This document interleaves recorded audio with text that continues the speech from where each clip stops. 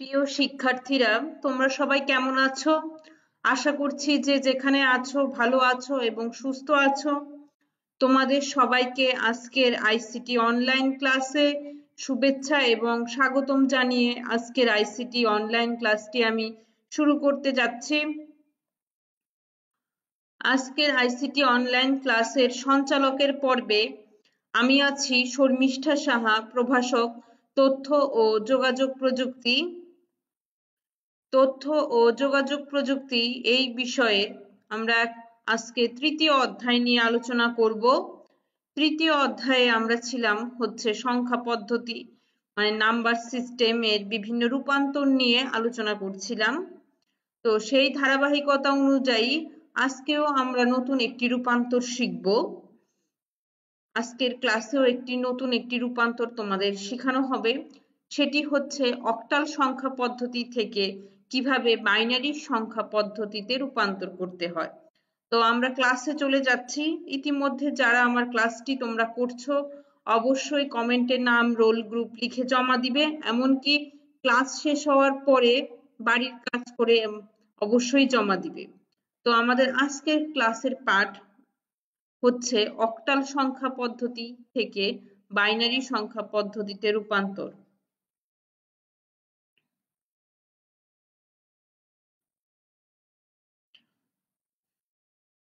আজকের ক্লাসের পাঠ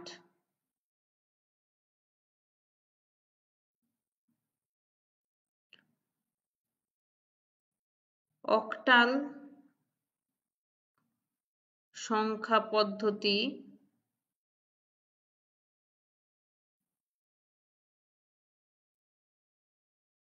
থেকে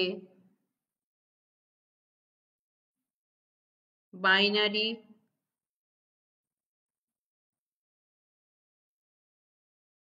সংখ্যা পদ্ধতিতে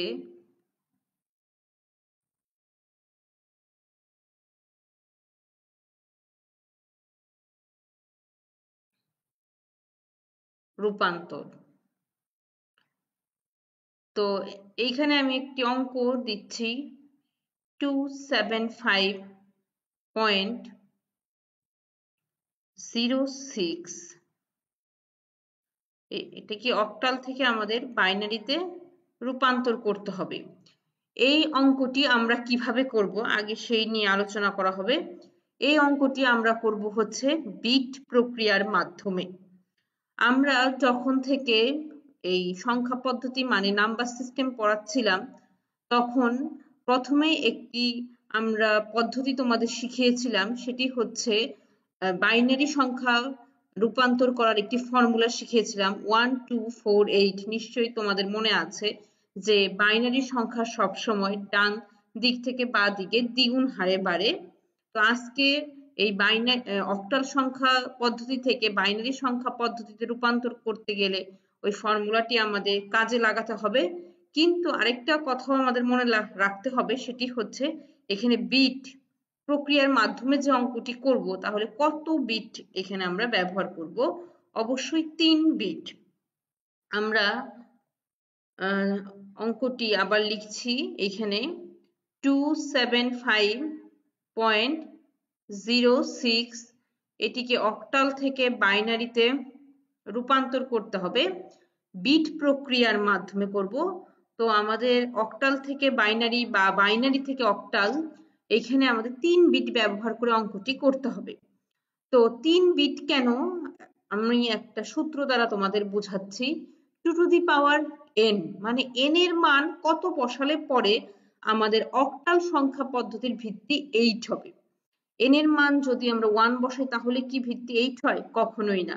n এর মান যদি 2 বসাই তাহলে কি ভিত্তি 8 হয়? কখনোই না।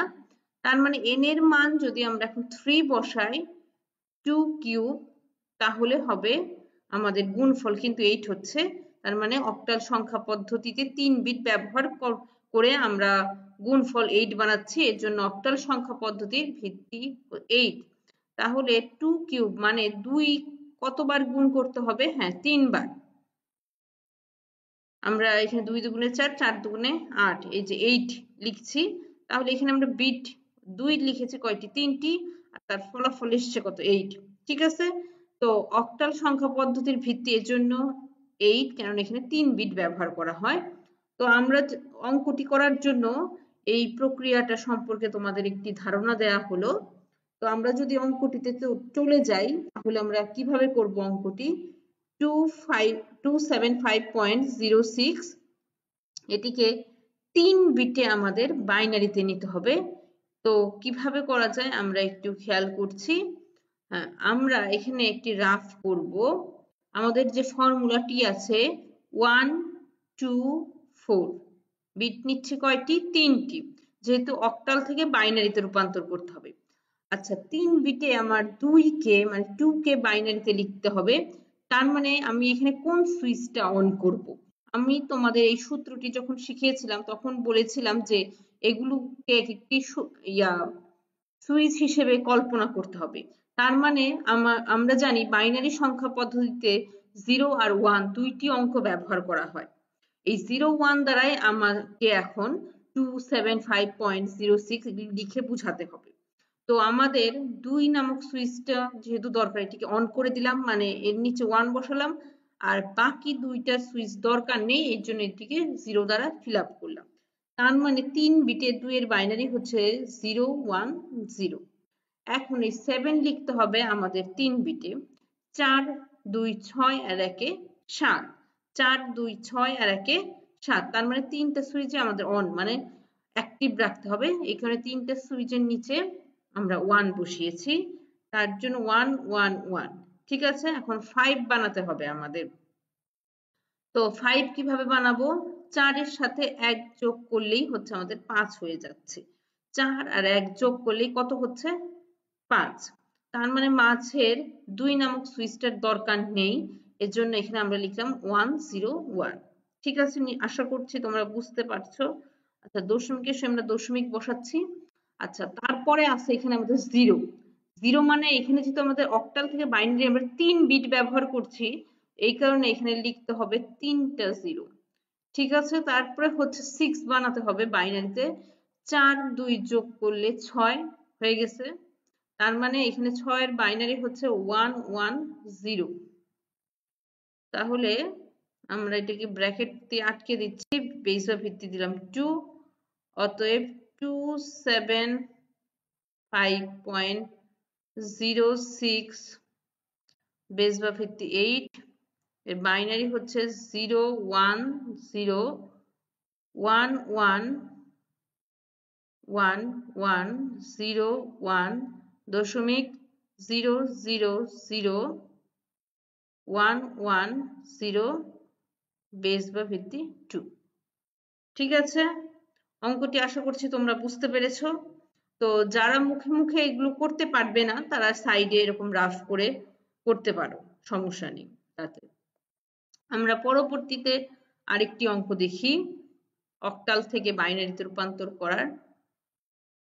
512.77 বেস বা ভিত্তি 8, এটিকে অক্টাল থেকে বাইনারিতে রূপান্তর করতে হবে 3 বিটে। তাহলে 512.77, এখানে আমরা সূত্র অ্যারো চিহ্ন দিয়ে নিচ্ছি। আমরা ডান সাইডে সূত্রটা লিখছি 3 বিটে 1 2 4। এখানে কত আছে, 5 এর বাইনারি কত, 4 আর 1 যোগ করলে আমাদের 5 হয়, এর জন্য 101 হচ্ছে আমাদের 5 এর বাইনারি। এখন 1 এর বাইনারি শুধুমাত্র 1 নামক সুইচটার নিচে 1 আর বাকি 3টা ঘর 0 দ্বারা ফিল আপ করলাম 0 0 1 3 বিটে। এখন আমাদের 2 বানাতে হবে, তাহলে 2 এর নিচে 1 আর বাকি 2টা ঘর 0 দ্বারা ফিল আপ করলাম 0 1 0। দশমিকের নিচে দশমিক, দশমিকের ওই দশমিক দিলাম। 7 বানাতে হবে, 7 বানাতে গেলে 4 2 6 আর 1 7 1 1 1, এখানে 7 ও 1 1 1। ঠিক আছে, তো আশা করছি অঙ্কটি তোমরা বুঝতে পেরেছো। বেস বা ভিত্তি 2 দিতে হবে, অতএব 512.77 বেস বা ভিত্তি 8, এটির রেজাল্ট 10 100101010.1111111 বেজবা ভিত্তি 2। আশা করছি অঙ্কটি তোমরা বুঝতে পেরেছো। তো সেই ধারাবাহিকতা অনুযায়ী এখন আরেকটি অঙ্ক দেখি আমরা প্র্যাকটিস করি, পারছি কিনা। 0123.050 বেজ বা ভিত্তি 8, এটিকে বাইনারিতে রূপান্তর করতে হবে। তো এখানে আমরা লিখছি 0123.050। তাহলে কিভাবে হবে আমরা একটু দেখি, খেয়াল করি। এখানে 0 আছে, তার মানে 3 বিটে অক্টাল থেকে বাইনারিতে নিচ্ছি, এখানে 3টা 0। 1 এর বাইনারি 001, 2 এর বাইনারি 010। আমি এখন আর সূত্রটি লিখি নাই, তো তোমরা সূত্রটি ইচ্ছা করলে ডান পাশে লিখেও করতে পারো। 3 এর বাইনারি যেমন 2 এর 1 যোগ করলে 3, 011 দশমিক। আচ্ছা, তারপরেও 0, 000, 3টা 0। 5 এর বাইনারি কত? 4, আর 1 যোগ করলে 5, তার মানে 101। এখানে 0 আছে, তার মানে 3 বিটে যেহেতু করছে অক্টাল থেকে বাইনারি, যে 3টা 0। আচ্ছা, তারপরে অতএব দিয়ে আমরা লিখব 0123.050 বেজ বা ভিত্তি 8, 000000100.1।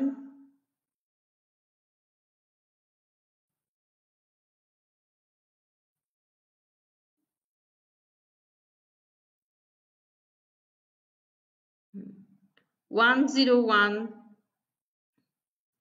জিরো জিরো ওয়ান ওয়ান দশমিক 001010000 বেজ বা ভিত্তি 2।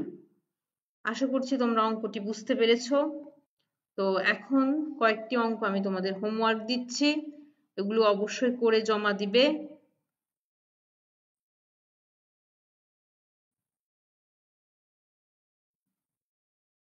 এই অঙ্কটি করে অবশ্যই করে ফেলবে এই অঙ্কটি।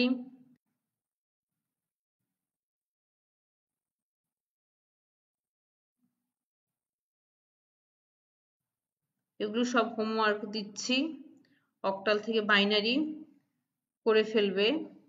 আরেকটি অঙ্ক দিচ্ছি,